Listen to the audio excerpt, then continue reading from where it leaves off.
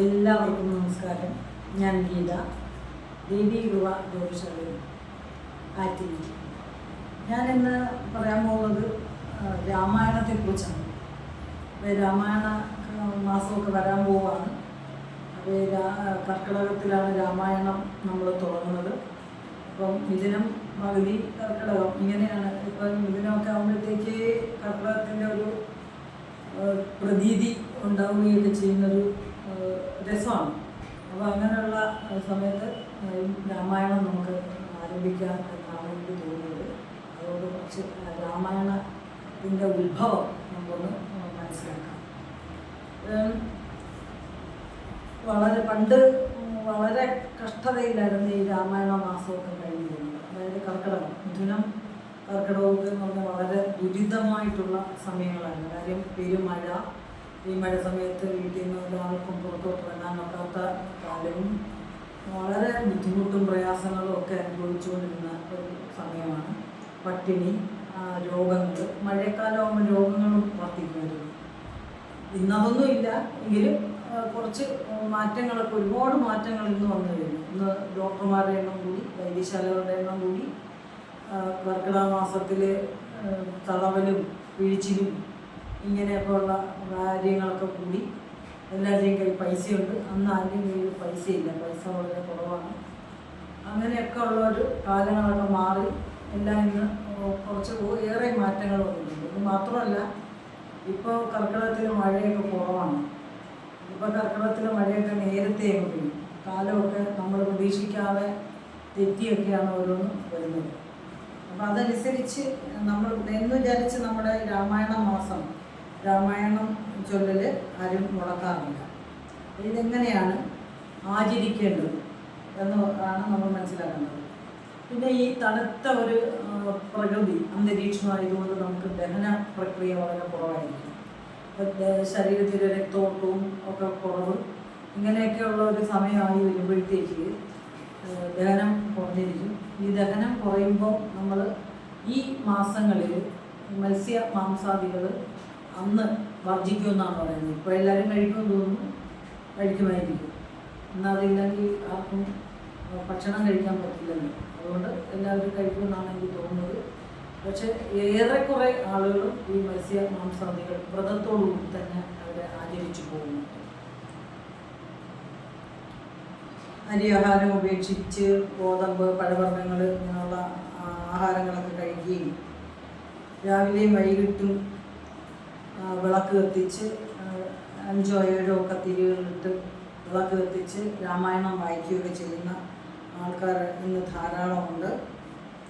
മഹാഗണപതി, ഹനുമാൻ, മഹേശ്വരൻ, ബ്രഹ്മാവ്, സീതാദേവി ഇങ്ങനെയൊക്കെയുള്ള ആളുകളുടെ ഫോട്ടോയൊക്കെ വെച്ച് ആണ്. കർക്കിടകത്തിന് ധാരാളം പ്രത്യേകതകളുണ്ട്. അതായത് ദക്ഷിണായന കാലം ആരംഭിക്കുന്നത് കർക്കിടകത്തിലാണ്. ഉത്തരായണം ദേവന്മാർക്ക് പകലും ദക്ഷിണായനം ദേവന്മാർക്ക് രാത്രിയും എന്നാണ് പറയുന്നത്. രാത്രി തുടങ്ങുന്നതിലെ ആദ്യഘട്ടമാണ് കർക്കിടകം. ദേവസന്ധ്യ എന്നും വിശേഷിപ്പിക്കാം. ഈ ദേവസന്ധ്യയിൽ അമൃതസ്വരൂപികളായ നമ്മൾ രാമൻ്റെ നാമങ്ങൾ ചൊല്ലും. ഇതിലൂടെ രാജ്യത്തിനും മനുഷ്യവാസഗ്രഹത്തിനും ദേവാലയങ്ങൾക്കും ദേവന്മാർക്കും മനുഷ്യർക്കും ഗുണം ഉണ്ടാകുന്നു. എന്തുകൊണ്ടാണ്? രാമായണ പാരായണത്തിലൂടെ ഗുണങ്ങൾ ധാരാളം ഉണ്ടാകുന്നു. രാജ്യത്തിനുണ്ടാകുന്നു, മനുഷ്യർക്കുണ്ടാകുന്നു, ഗ്രഹത്തിന്, ദേവാലയങ്ങൾക്ക്, ദേവന്മാർക്ക്, മനുഷ്യർക്ക്, ഇങ്ങനെയുള്ളവർക്കെല്ലാം ഒരു ഗുണം ഒക്കെ ഉണ്ടാകുന്നു. ഭക്തിയും യുക്തിയും വിഭക്തിയും ചേർന്നതാണ് രാമായണം. ഇതിഹാസം എന്ന നിലയിലാണ് രാമായണം മഹത്തരമായിരിക്കുന്നത്. 5ാമത്തെ വേദമായിട്ടാണ് രാമായണം പരിഗണിച്ചിരിക്കുന്നത്. ആധ്യാത്മിക രഹസ്യങ്ങളും ധർമ്മതത്വങ്ങളുമാണ് രാമായണത്തിൽ പറയുന്നത്. നിരവധി ധർമ്മതത്വങ്ങൾ ഉപദേശിക്കുന്ന ഗ്രന്ഥങ്ങൾ പ്രചാരത്തിലുണ്ട്. എന്നാലും ഉത്തമ ഗുണങ്ങളെ ഉദാഹരണങ്ങളിലൂടെ എങ്ങനെ വ്യത്യസ്തമായി പറയാം എന്നും രാമായണത്തിൽ ഉണ്ട്. ധർമ്മങ്ങൾ എങ്ങനെ പാലിക്കപ്പെടണം, ധർമ്മം പാലിക്കാത്തവരുടെ പതനം ഏത് വിധത്തിലാകും എന്നുമൊക്കെ രാമായണം നമുക്ക് പറഞ്ഞു തരുന്നുണ്ട്. അതുകൊണ്ട് കർക്കിടക മാസ രാമായണ മാസമായാണ് ആചരിക്കുന്നത്. ഭൂമിയിലെ കാലാവസ്ഥാ വ്യതിയാനം കൊണ്ട് ഈ സമയം കൃഷിക്ക് അനുയോജ്യമല്ലാത്തതിനാൽ പുണ്യാത്മാക്കളായ പൂർവികർ കർക്കിടക മാസം ഈശ്വര ജപത്തിനായി മാറ്റിവെച്ചിട്ടുണ്ട്. ചെയ്തു കൂട്ടിയ പാപങ്ങളുടെ ഫലങ്ങൾ പെട്ടെന്ന് ഒഴിഞ്ഞു പോകുന്നതിനും പിതൃക്കളുടെ പ്രീതി ലഭിക്കുന്നതിനും വെളുത്തവാവിൻ്റെ പിറ്റേ ദിവസം മുതൽ കർത്തവാവ് വരെയുള്ള 15 ദിവസം പിതൃക്കളാണ് നമ്മെ സംരക്ഷിക്കുന്നത്. അവരുടെ ഓണമാണ് കർക്കിടകവാവ്. പിള്ളേരോണം എന്നൊക്കെ പണ്ട് പറഞ്ഞ് കേട്ടിട്ടില്ലേ? കർക്കിടകത്തിലെ തിരുവോണം. പിന്നെ ഇല്ലം വല്ലം ആഘോഷിക്കുന്നത് കർക്കിടകത്തിലാണ്. ഇങ്ങനെ പല പ്രാധാന്യങ്ങളുള്ള തത്വ സമുദ്രം കടഞ്ഞെടുത്ത അമൃതായ രാമായണം സംസാര രോഗങ്ങൾ മാറാൻ അതിങ്ങനെ തന്നെ എടുത്തു കഴിച്ചാൽ മതി.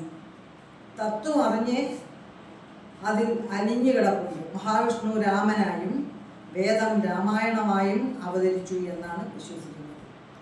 വേദപാരായണ ഫലമാണ് രാമായണ പാരായണം കൊണ്ടും ലഭിക്കുന്നത്. അപ്പം ഇങ്ങനെ ഇതെത്രയും വായിച്ച് ഒക്കെ കഴിയുമ്പോൾ ഈ ചിങ്ങമാസം മുതൽ ഐശ്വര്യപൂർണ്ണമാകും. സൂര്യൻ ചന്ദ്രൻ്റെ ക്ഷേത്രമായ കർക്കിടകത്തിൽ സഞ്ചരിക്കുമ്പോൾ പുണ്യ ആത്മാക്കൾക്ക് ബലക്ഷയം സംഭവിക്കും. ഇതിനൊരു പരിഹാരമാണ് രാമായണ പാരായണം. അപ്പം നല്ല വ്രതത്തോടു കൂടിയാണ് രാമായണം പാരായണം ചെയ്യുന്നത്. ഈ സമയത്ത് വീട്ടിൽ കൊണ്ടുവരുന്ന ഒന്നിനും ക്ഷയം സംഭവിക്കില്ല. അതായത് ഈ രാമായണ മാസത്തിൽ നമുക്കൊരു പുതിയ എന്തെങ്കിലും ഗിഫ്റ്റ് കിട്ടിയാൽ, അല്ലെങ്കിൽ നമ്മളൊരു സാധനം വാങ്ങിച്ചുകൊണ്ട് വന്നാൽ ഇങ്ങനെയുള്ള ഒന്നും നശിക്കുകയില്ല എന്നാണ് പറയുന്നത്. പ്രാധാന്യവും ഔഷധിയുടെ അധിപൻ ചന്ദ്രൻ ആയതുകൊണ്ട് ഔഷധ സേവയ്ക്കും ദശപുഷ്പങ്ങൾ ചാർത്താനും ഈ മാസം ഉത്തമമാണ്. നവഗ്രഹ ശാസ്ത്രത്തിൽ ചന്ദ്രൻ്റെ അതിദേവതയായി ദേവിയെ കണക്കാക്കുന്നു. ഭഗവതി സേവ, തൃക്കാല പൂജ, ശ്രീചക്ര പൂജ, ചണ്ഡികാഹോമം ഇതെല്ലാം കർക്കിടകത്തിൽ പ്രാധാന്യം അർഹിക്കുന്നു. ഇനി മസ്തിഷ്കത്തിലെ നാഡീവ്യൂഹങ്ങളെ ജീവനിട്ടതാക്കുന്ന ഒരു കാര്യമാണ് രാമായണ പാരായണം. അതായത് നമ്മുടെ തലയ്ക്കുള്ളിൽ മസ്തിഷ്കത്തിലെ സർവ നാഡീഞരമ്പുകളെയും ഊർജ്ജസ്വലതയോടെ ജീവനോടെ പോകുന്നതിന് സാധ്യമാക്കും ഈ രാമായണ പാരായണം. യാതൊരു പാർശ്വഫലങ്ങളും ഉണ്ടാകുന്നില്ല. നമ്മളെന്തെങ്കിലും മരുന്നൊക്കെ കഴിച്ചാൽ പാർശ്വഫലങ്ങൾ ഉണ്ടാകും. പക്ഷേ ഈ രാമായണ പാരായണം കൊണ്ട് ആർക്കും ഒരു ദോഷവും ഉണ്ടാകുന്നില്ല. ഭക്തി എന്നൊരു നിഷ്ഠ മാത്രം ഉണ്ടായാൽ മതി. ഭക്തിപൂർവം രാമായണം പാരായണം ചെയ്യുമ്പോൾ ശരീരവും ഭവനങ്ങളും ദേവാലയങ്ങളും ഗ്രാമവും ശുദ്ധമാകുന്നു.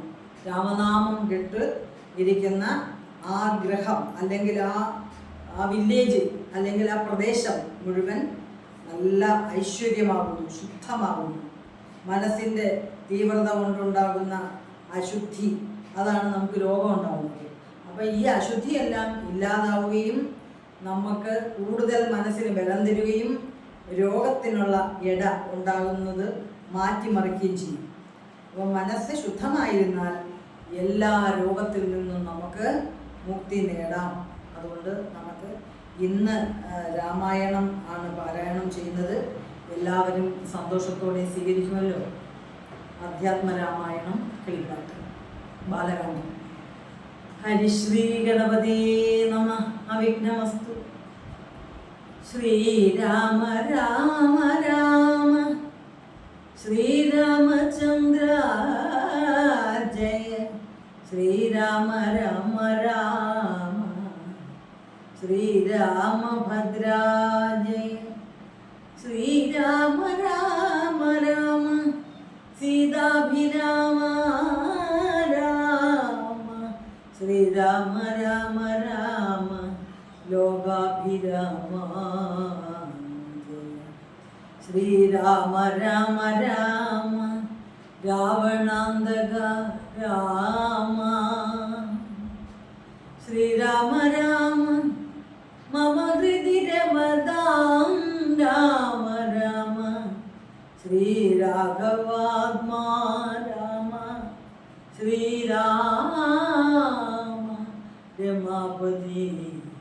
ശ്രീരാമ രമണീയ വിഗ്രഹ നമോസ്തുതേ. നാരായണ